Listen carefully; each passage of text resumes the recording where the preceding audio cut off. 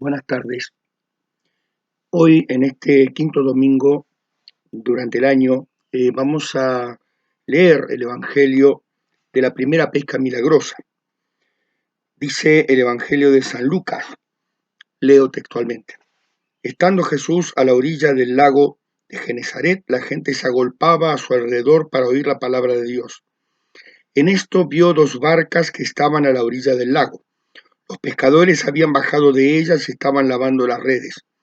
Subió entonces a una de las barcas que era de Simón y le rogó que se alejara un poco de tierra. Se sentó y empezó a enseñar desde la barca a la muchedumbre.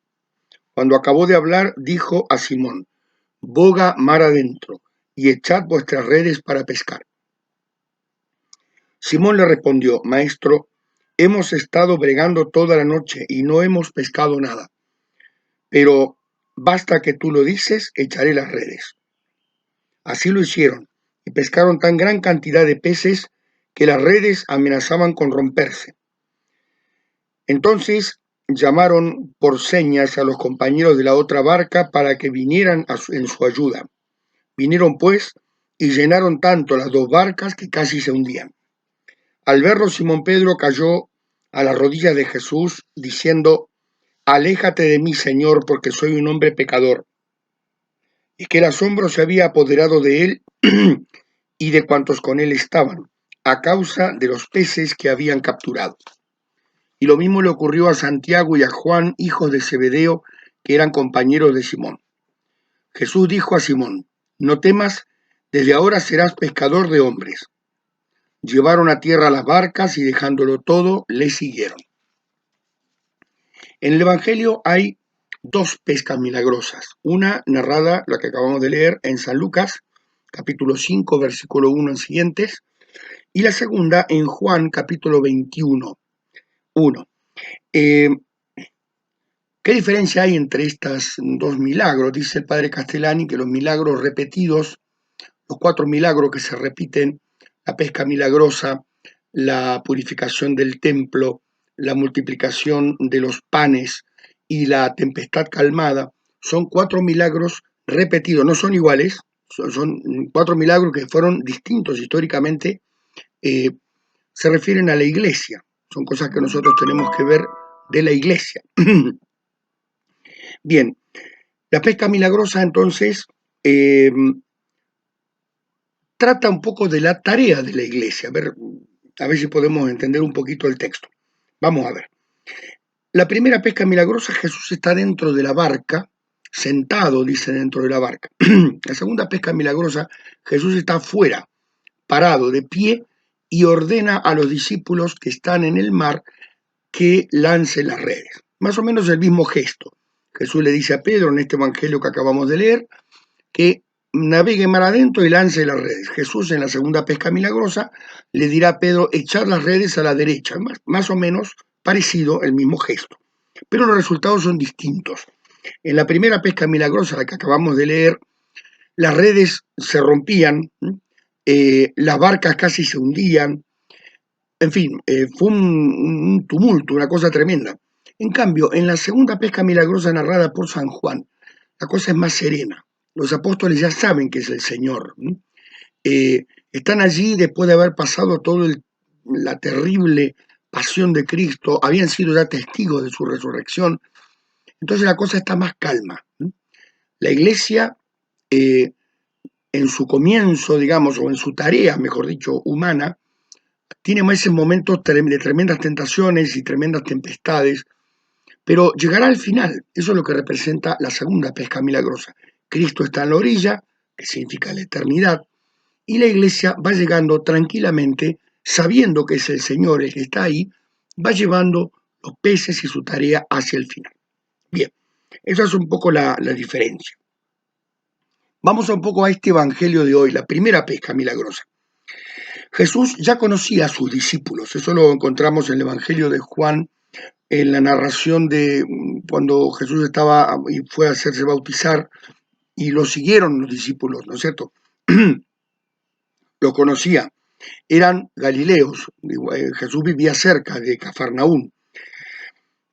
los había llamado, este es otro, primer encuentro es con Juan el Bautista, segundo encuentro cuando un tiempo antes había pasado por allí, por el mismo lago de Galilea, y les había dicho, sígueme. Eso está en el Evangelio de Marcos 1:16. Jesús entonces hacía pequeñas campañas, no estaban siempre con él, sino que hacían unos días de predicación, se iban con Jesús, acompañaban a las sinagogas, veían algunos milagros, luego volvían a sus faenas, a sus tareas, salidas esporádicas acompañando a Jesús.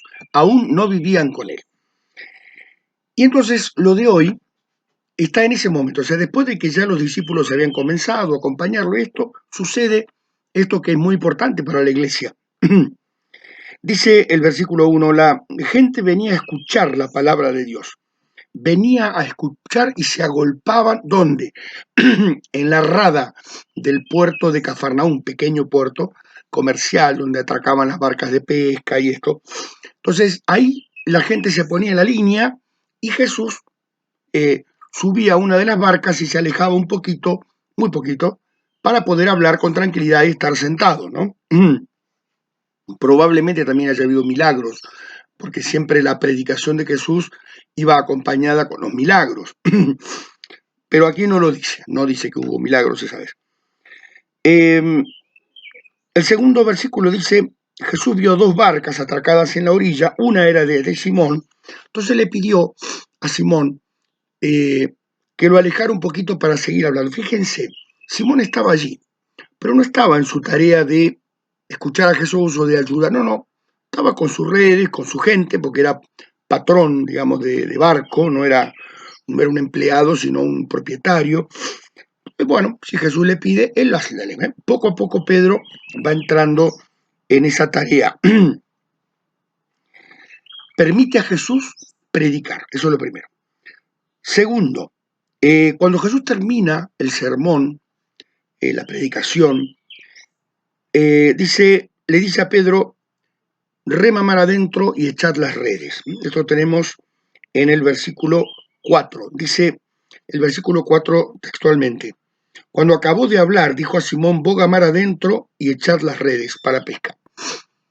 Cuando acabó de hablar, Jesús no hablaba de una manera desorganizada, ¿sí? Tenía como una especie de esquema de recitado, de predicación, y hablaba de una manera ordenada, porque la gente antiguamente no tenía papel, digamos, ¿no?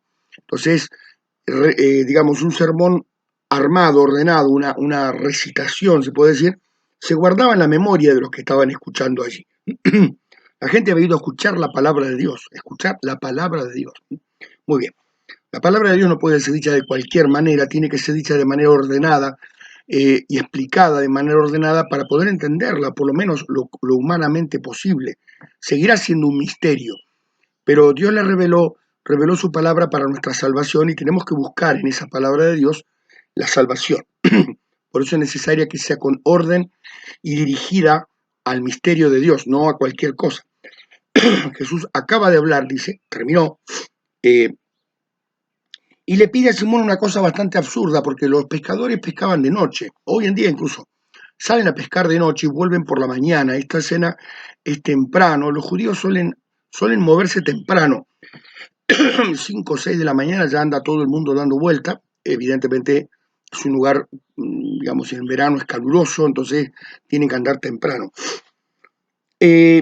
Estaban allí temprano, habían volvido recién de pescar, limpiando las redes. Entonces Jesús le dice muy tranquilamente, rema mar adentro y echa las redes. Le manda, es un mandato, ¿sí?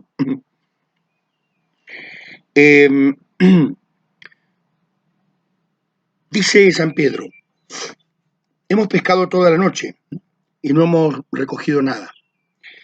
Pero bueno, en tu palabra, o según tu palabra, echaré las redes. ¿Por qué? Porque la gente venía a escuchar, ¿sí?, la palabra de Dios, y el que hablaba allí era Dios, evidentemente. Entonces San Pedro hace esa diferencia. Yo, pescador, ni loco me voy a poner a pescar por la mañana porque no sale nada, eso lo sabemos todos. Pero en tu palabra, hay una diferencia ahí. La palabra del hombre no puede producir el milagro, la palabra de Dios sí. Aunque parezca imposible, para Dios no hay ningún imposible. En tu palabra echaré las redes.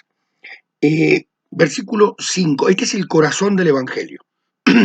No hemos pescado nada, pero en tu palabra echaré las redes. Esto es fundamental para la iglesia, especialmente para el Papa, ¿sí? En la palabra de Cristo debe echar la red, o sea, intentar salvar al mundo, echar la red entra en el agua, se mezcla en el agua y el pez queda enganchado, ¿sí?